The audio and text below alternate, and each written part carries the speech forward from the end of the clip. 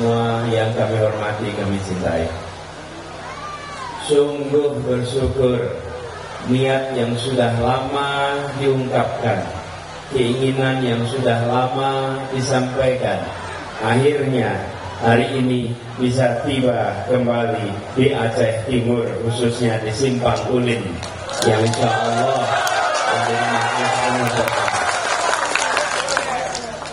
kami bersyukur perjalanan ini cukup panjang. Karena itu mohon izin apabila ternyata waktunya tak sesuai dengan yang direncanakan.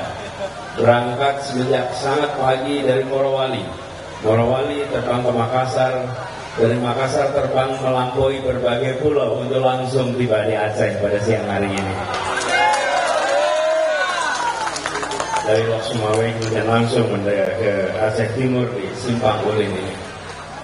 Kami bersyukur karena bisa tiba kembali di Aceh, sebuah tanah yang penuh dengan catatan perjuangan yang gemilang.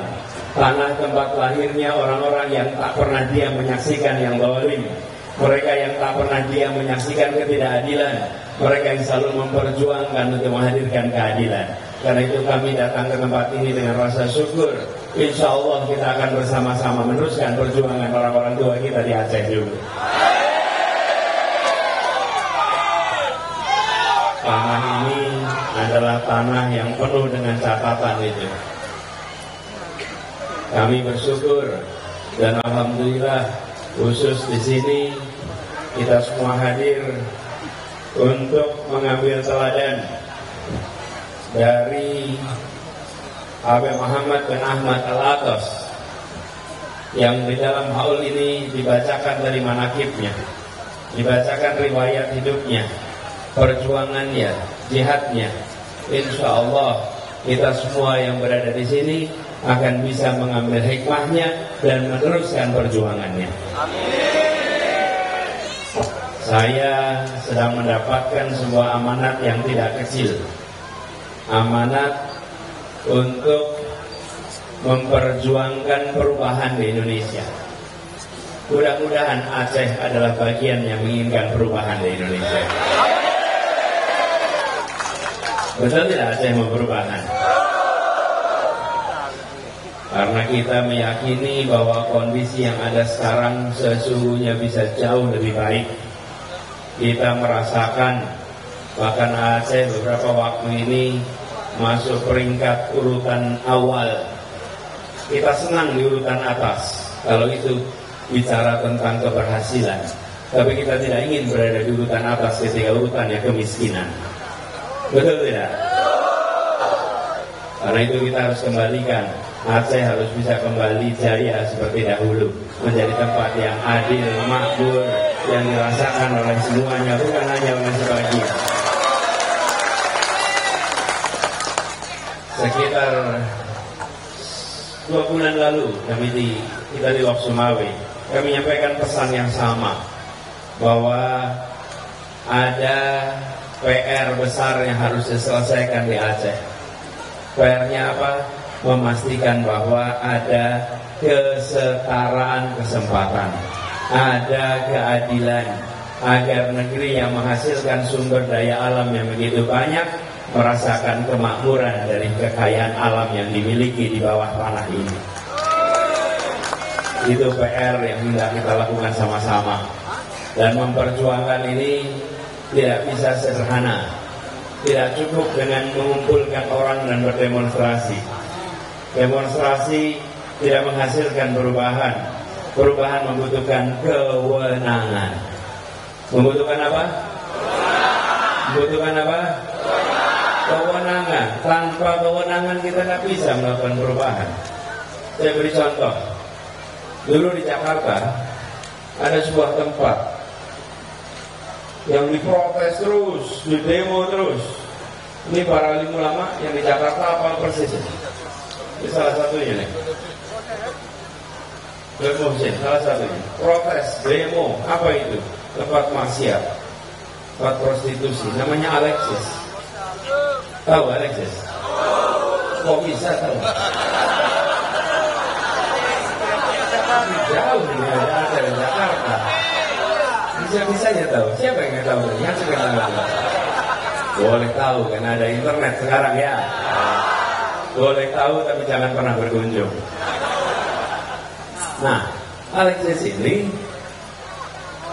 diprotes, di demo terus, nggak pernah selesai.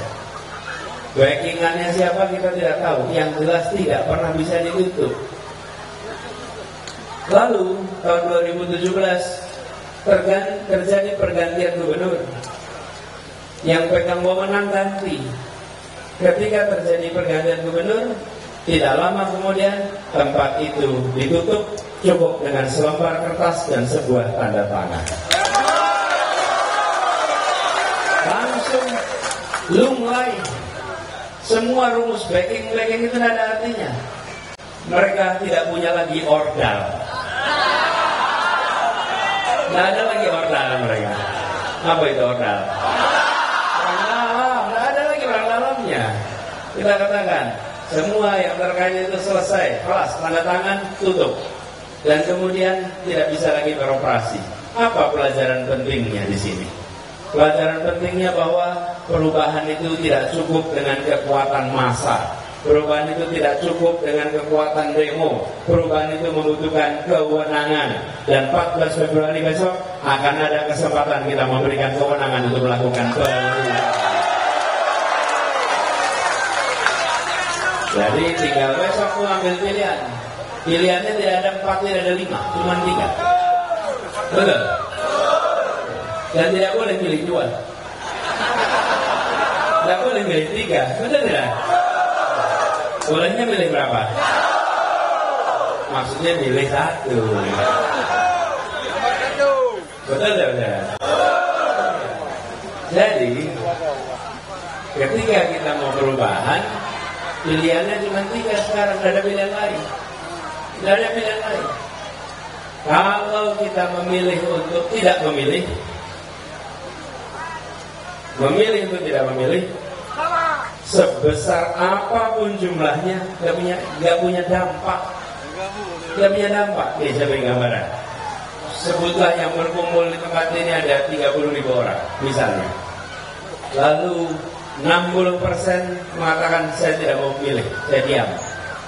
Apakah yang 60% itu membuat hasil jadi batal? Tidak. Hasilnya ditentukan oleh yang 40% yang memilih. Jadi yang tidak memilih membuang-buang kesempatan untuk menentukan arah Indonesia ke depan.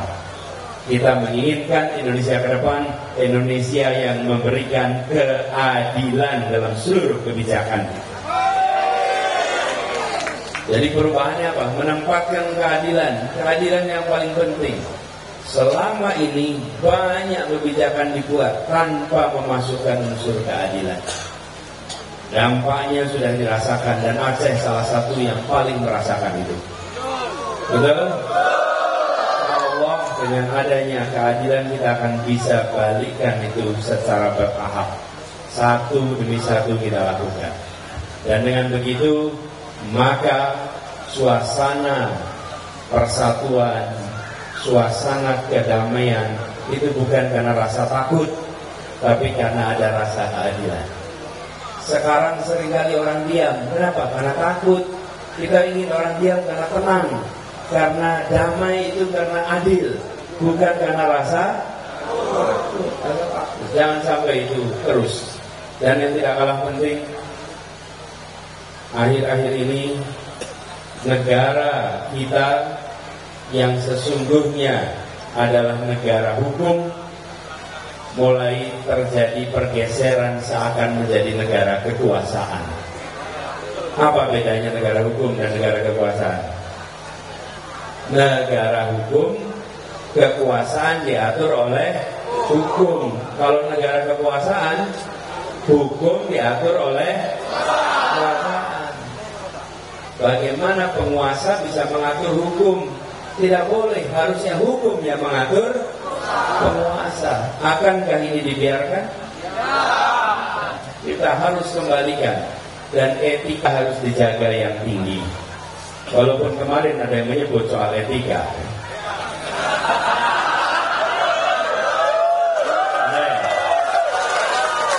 Sampai juga ke sini ya.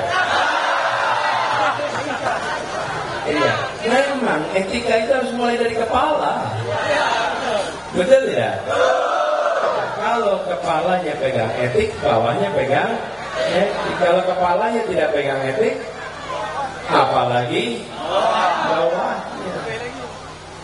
Jadi etik dan kepala itu memang jadi satu. Mulainya dari atas.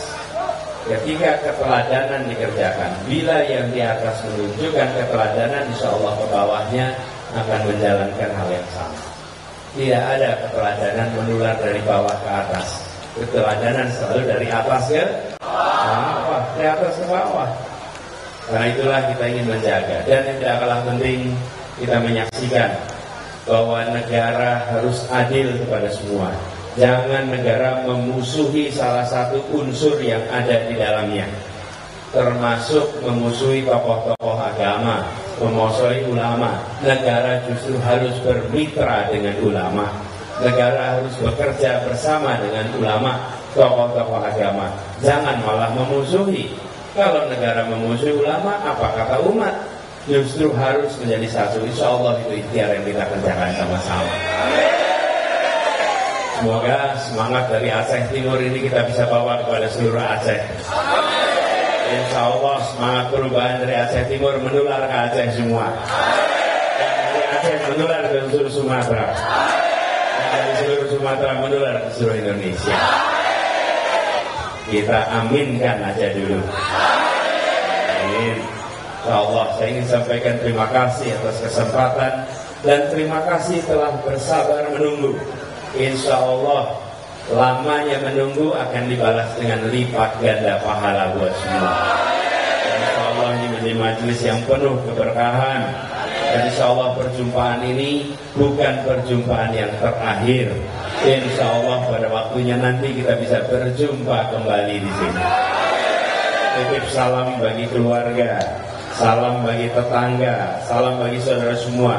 Sampaikan salam ta'zim dari kami dan sampaikan kepada semua. Doakan agar ikhtiar perubahan ini benar-benar bisa terlaksana. Dan doakan, dukung kami. Insya Allah perubahan ini akan membawa kepada Indonesia adil makmur bagi semua. Terima kasih. Kurang lebih mohon maaf. Assalamualaikum warahmatullahi wabarakatuh.